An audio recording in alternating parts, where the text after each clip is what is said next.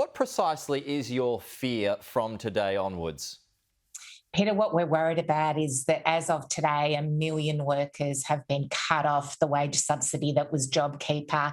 And this is too early because so many small businesses and businesses in parts of Australia that are struggling really need that ongoing support. Not everybody, and we've heard of the rorts that should never have happened, but a properly, tightly regulated scheme that helps those companies that are still struggling is going to keep workers in jobs. The government should not have ended it so quickly. But the government says, and Josh Frydenberg relayed that this morning, that the economy is fundamentally in good shape at the moment, that despite this short-term blip, it will continue to trend downwards. Do you not accept that?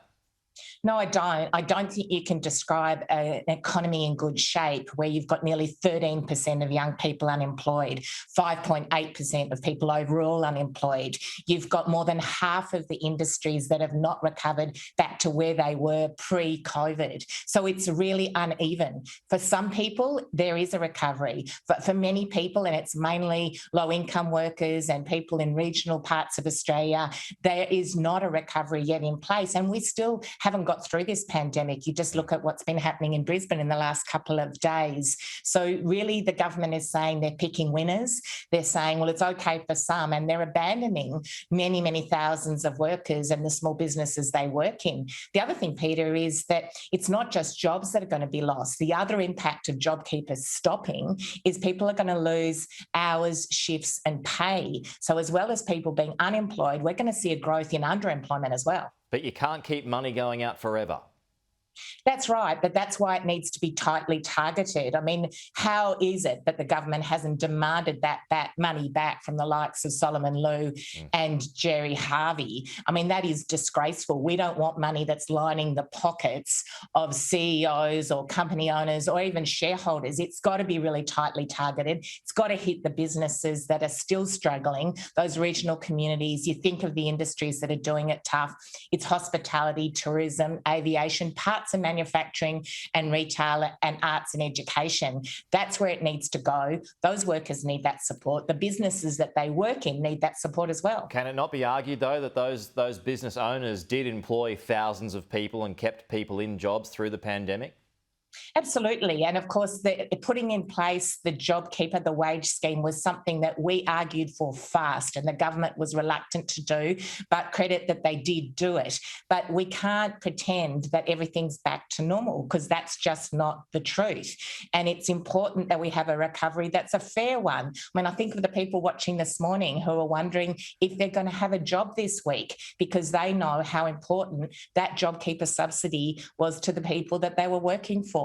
So we've got to make sure it's fair, make sure it's even, and not just have a recovery for some. Well, there is still a watching brief on how things emerge over the next few weeks and months, particularly in the lead up to the budget. Is there anything that you would be calling for away from a continuation of JobKeeper leading up to the budget?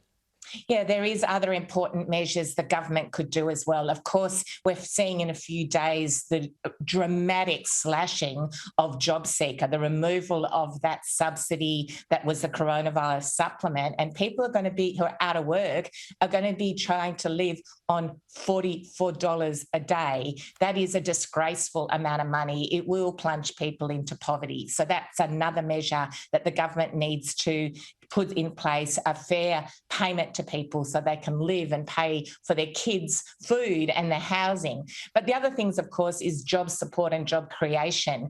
These are the sort of things where government should be using public money for public good. So putting money into building infrastructure and things like public and community and social housing, but also supporting the aged care sector, the health sector, creating service jobs that really are important for women and for low-income people. This is the sort of support the government needs, but it's got to be tied to jobs. What they're doing at the moment is giving money to business without that condition that they're going to keep people in work. Just finally, Michele, Andrew Laming, he's continuing to stay a member of the LNP, but he's going to go off and do some courses and some counselling, and he'll stay in the party until the next election.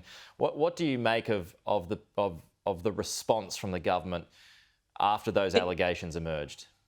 this is a disgraceful response. Andrew Laming should not have his job today. What has come out about his behaviour over a long period of time, but also behaviour that's clearly sexual harassment, that is clearly illegal behaviour in terms of taking photo of a woman underwear while she was working, is just unacceptable behaviour. He should no longer be in the parliament. The government should not keep him there, and they can't be saying that they're needing to keep him there because of their vote. How insulting is that to the women of Australia? All right, Michele O'Neill, thanks for your time as always. We'll talk to you soon. Thanks, Peter.